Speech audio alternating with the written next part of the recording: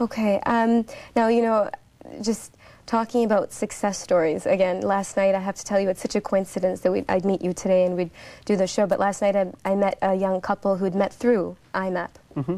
And, they were a very happy young couple, but I also wanted to know, does your Imap, does it cater to people older?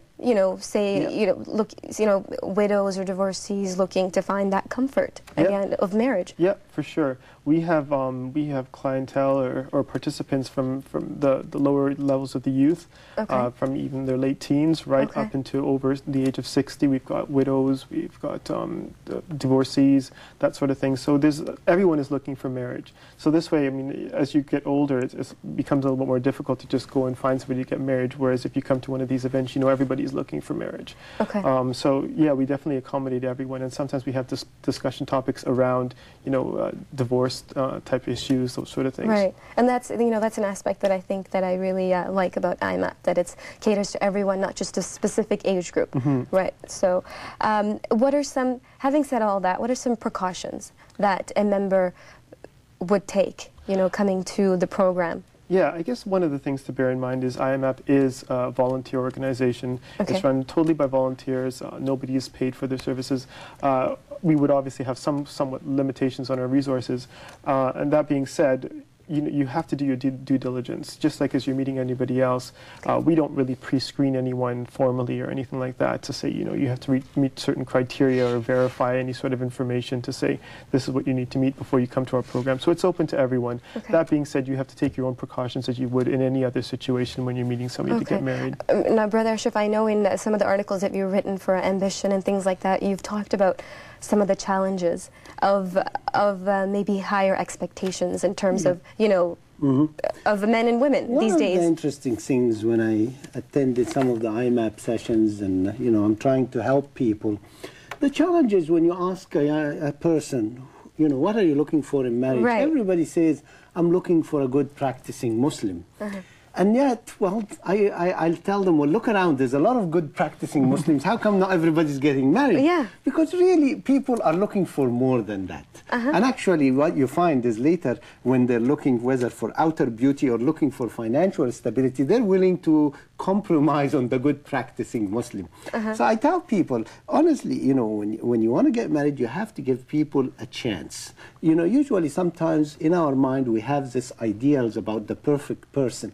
And nobody's perfect out there. I always remember the expression that says, she was looking for Mr. Right for all her life, and when she found him, he was looking for Mrs. Right, which means she wasn't Mrs. Right. Nobody's perfect. So we have to really compromise, realize that life is compromise, give people a chance. I believe there's good in everybody if you give them a chance to let it out. So that's my advice to people, go open-minded. There is no perfect person out there. Mm-hmm. Give it a chance and don't compromise on this good practicing person, because that's an important one. Then I have to ask, Brother Ashraf, when people are when they're looking for a husband or a wife, then what should they be looking for? Like they're looking for the deen, obviously, the basic belief system, but what else? Should they be focusing in on personality, I believe in inner beauty. Inner beauty, okay. Outer beauty always dies, like after a week or 2 weeks or whatever, in a marriage.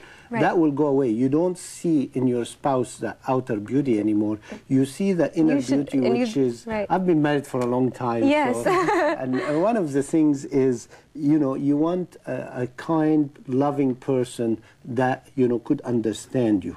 And that's more important. When you say you want somebody who's rich, does that rich mean he's going to be loving and caring? Mm-hmm. You want somebody beautiful or handsome. Does that mean they're loving and caring? Usually nobody's perfect. So, people have to honestly keep out the outer appearances and look for a loving, caring person. And you can get to know that by circumstances. As in Islam, Rasul Sallallahu Alaihi Wasallam has told us always, you can find out somebody by, getting to know them, give them a chance, get to know them over time. And that's my advice. Okay. And just back to the IMAP, Mikhail, the other thing I'd like to ask you is, there's some people that might be shy, that might not want to make that commitment of registering into IMAP and sort of being a long-term member.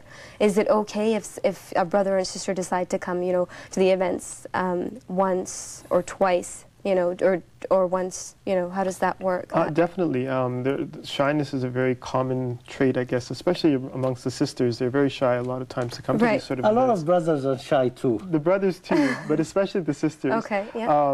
And yeah, definitely. I mean, you can come one time. Sometimes you send somebody else, or you come with a friend if you feel very shy to be there. Or sometimes you can just volunteer. You can just be a volunteer and sort of observe. Okay. If you're extremely shy, we also have our website, which is... Okay, having said that, right, I just wanted to go to the website and your next event, which is coming up this December, right? Yeah, our website is www.imaponline.org. Okay. Which will be on the screen later, right? And you can browse profiles and respond to profiles through the website if you're extremely shy. Okay. And if you're less shy, we have an event coming up on December 10th at the IMO, which is at 65 Rexdale Boulevard at 3 p.m. And again, that's on December 10th, and that's one of our larger events where brothers and sisters will be able to meet and again discuss... meet and greet and discuss with the platform that you guys issues provide, and also talk to each other on an informal basis too. Aside from the workshops and the lectures, which are, you know, a really good idea, what other events have you guys tried to put in the community which bring brothers and sisters together and make a, you know, comfortable environment for them to meet in? We've taken a step back to make things a little more informal when we've had events at restaurants. We've also had a picnic. A couple of picnics, as a matter of fact, and we're also looking at doing some community work where brothers and sisters can, again, in an informal environment, you know, maybe feed the poor, assist in disaster recovery relief, especially with the things that have been happening recently in around the world. Right. We've also expanded into New York, and a few other of the countries in the Caribbean have looking at IMAP in the future. I like the community work because really it's productive, it's helping the community, and yet giving people the environment, a healthy environment to really get to know each other. Right, right. Okay, well, I just want to thank you again for joining us. Jazakallah khairan. Assalamu alaikum. And thank you to all of you for tuning in. If you'd like to donate to our program, which is Spirit of Islam, please take down the information that will be coming up soon. Thank you.